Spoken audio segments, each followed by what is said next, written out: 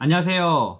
이번 영상에서는 곧 7월 부가가치세 신고 기간이 다가오니까 부가가치세 신고 시 필요 서류와 부가가치세 절세 방법에 대해서 좀 설명을 드리려고 합니다. 첫 번째로는 부가가치세 신고 시 필요 서류에 대해서 총 정리해 드리도록 하겠습니다. 첫 번째, 종이 세금 계산서가 필요합니다.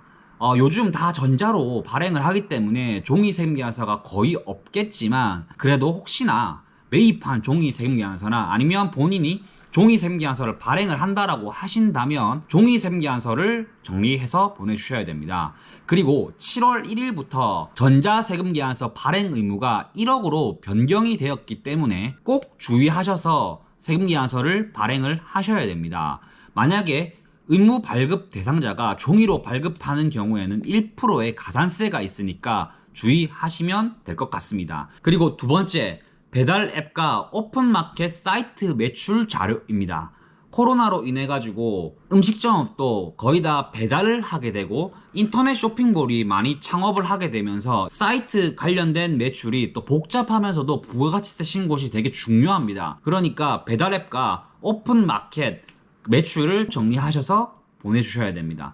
세 번째로 상품권 관련된 자료를 또 잘 정리해서 주셔야 됩니다. 시장 같은 경우에는 온누리 상품권과 그리고 지역사랑 상품권이라고 하죠. 이런 상품권들이 또 매출로 발생이 되기 때문에 은행 가서 교환을 하신 경우에는 내역이 남기 때문에 그 교환한 내역서를 프린트 하셔가지고 그 매출 내역을 회계사무실에다가 전달해 주셔야지만 올바른 신고를 할 수 있습니다. 그리고 네 번째, 수출과 수입을 하는 경우 수입 신고 필증 또는 영수증 등을 취합하셔가지고 전달해 주셔야지만 회계사무실에서 원활한 신고를 도와드릴 수 있습니다. 그리고 마지막으로 다섯 번째, 건물 또는 기계 장치를 사는 경우, 이 경우에는 조기 환급이라는 거를 할 수 있습니다. 이런 건물과 기계 장치 같은 경우에는 금액이 크기 때문에 세무서에서 필히 계약서와 대금 관련된 자료를 요청합니다. 그러니까 대금 관련된 자료라 하면 내 계좌에서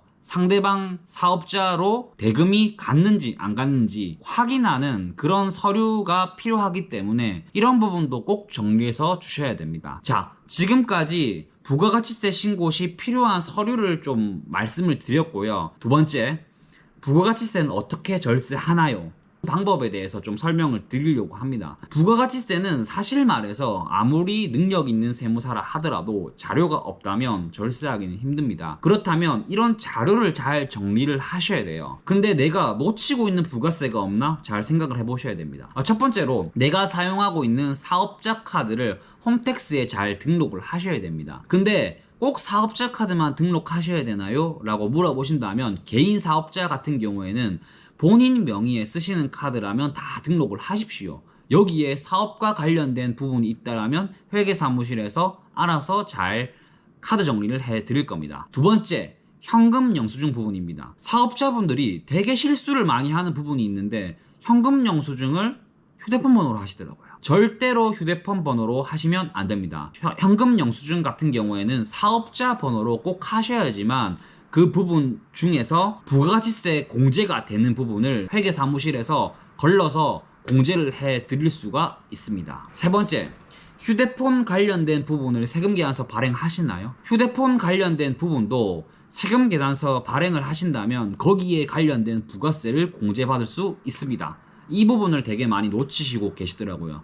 휴대폰도 사업과 관련돼서 사용을 하고 계시지 않나요? 내 거래처와 연락을 하고 또 내 직원들과 연락을 하고 결국은 사업과 관련돼서 휴대전화도 사용을 하고 계시는 거기 때문에 세금계산서 발행을 하신다면 부가가치세 공제를 받을 수가 있습니다. 그리고 네 번째, 정수기, 공기청정기, 비데 등 각종 렌탈하는 거는 꼭 사업자로 세금계산서 신청을 하셔야 됩니다. 이 부분에 대해서 왜 세금계산서 신청을 안 하고 부가세 공제를 자동으로 안 해주냐면 정수기 집에서 쓸 수 있잖아요.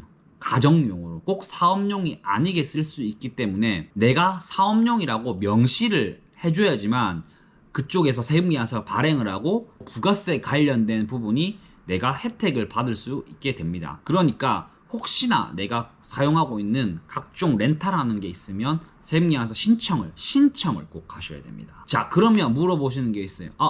세무사님, 제 명의로 된 집에서 사용하고 있는 정수기도 사업용으로 썼다고 해서 그냥 세무서에서 발행하면 안 되나요? 라고 물어보시는 경우가 있습니다. 복불복이겠죠? 하실 거면 하십시오. 걸리면 탈세, 안 걸리면 절세. 그거는 영상을 보고 있으신 대표님들께 맡기도록 하겠습니다. 그리고 마지막 5번째, 차량 관련된 부분에 대해서 부가세 공제가 됩니까? 라고 물어보신다고 하신다면 케이스 바이 케이스입니다. 그러면 세무사님, 제가 출퇴근할 때 차량을 이용해서 기름값이 드는데 이건 부가세 공제가 안 되나요? 원칙적으로는 안 됩니다. 그러면 다 안 되냐? 그거는 또 아닙니다. 부가세 공제가 되는 차량이 있다라고 하신다면 기름값 또한 부가세 공제를 받을 수 있습니다. 근데 세무대리인 같은 경우에는 대표님들의 차량을 다 알 수가 없습니다. 내가 무슨 차를 타는지 알 수가 없습니다. 단 기장을 하신다면 대표님들의 장부를 관리를 하기 때문에 대표님들의 차량이 어떤 차량인지 알기 때문에 기름값 또한 공제를 받을 수 있지만, 신고 대행을 맡기시는 경우에는 세무대리인이 말해주지 않는다면 차량이 뭔지를 알 수 없기 때문에 기름값을 공제받지 않습니다. 그렇다면 부가세 혜택을 받을 수 있는 차량이 뭘까요? 예를 들어가지고 우리가 심플하게 볼 수 있는 모닝, 스파크, 경차죠. 경차 같은 경우에는 부가세 공제를 받을 수 있습니다. 그리고 짐을 실을 수 있는 트럭, 화물차 같은 경우에는 부가세 혜택을 받을 수 있습니다. 이런 차를 만약에 내가 들고 있다라고 하신다면 회계사무실에 내 차종을 말씀해 주시고 기름값 관련된 부분도 부가세 혜택을 받게 해달라고 꼭 말씀을 해주셔야 됩니다. 그렇게 해야지만 카드 사용 내역 중에서 기름값 부분을 부가세 혜택 받으시고 부가세를 절세할 수 있다는 거죠. 자, 지금까지 부가세 신고 시 필요한 서류와 부가세 신고 시 절세할 수 있는 방법에 대해서 좀 설명을 드렸습니다. 다음 달이면 7월 부가세 신고 기간인데 이 부분을 잘 챙기셔서 부가세를 절세할 수 있으면 좋겠습니다. 지금까지 영상 봐주셔서 감사하고 또 다음번에는 또 도움이 될 수 있는 영상으로 돌아오도록 하겠습니다. 감사합니다.